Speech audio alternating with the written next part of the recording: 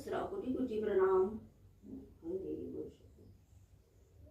नमस्कार परच्चदवन महान पुरुषिष्ट प्रतीके अभिर्भूतो जद विदाचरणे तद्वास्यनाति व्रति হয় জাগ্রত আগমন করু আমরা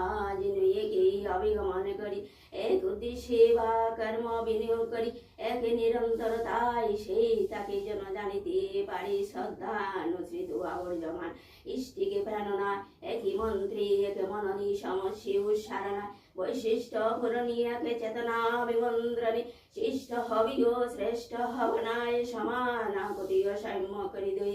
জীবন বর্ধনে ঋদ্ধিমান হই